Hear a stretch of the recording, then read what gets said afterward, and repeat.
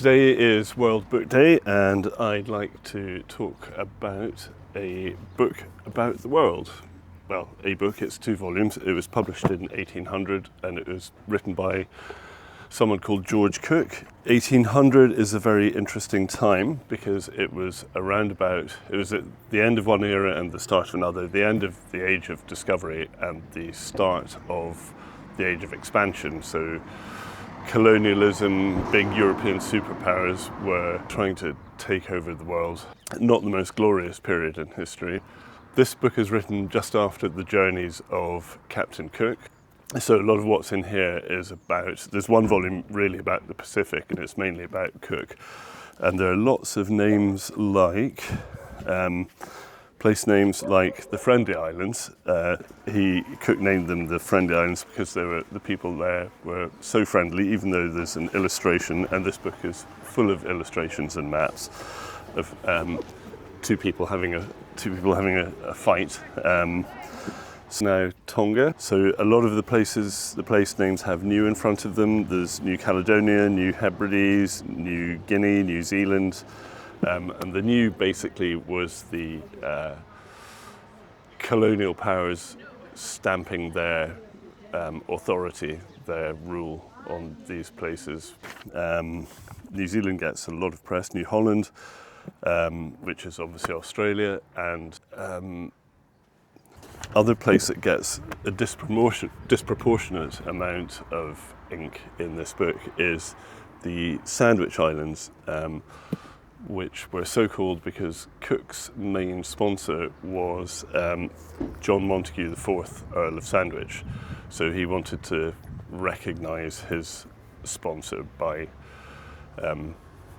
naming the islands after him. Islands are now called Hawaii.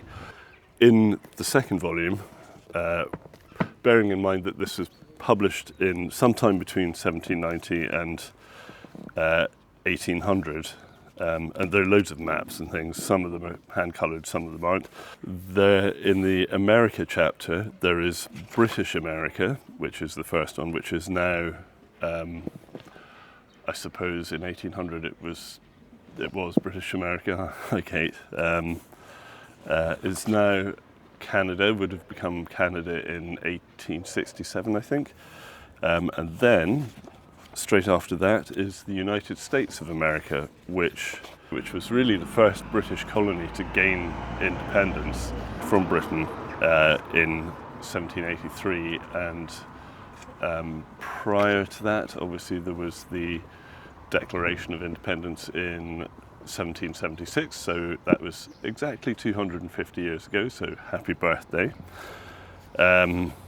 So the contrast between all these new places, particularly in the Pacific, that Cook was discovering, even though there'd been people living there for centuries, and in the case of Australia, 60,000 years before he got there, the recognition of the independence of the United States contrasts quite markedly with the expansionism and colonialism that was going on at the time. Even though there were people living in all these places, for most Europeans it was the first time they'd heard of them. Cook was the first person to map most of them. So this is all brand new, interesting information about a world they hadn't discovered.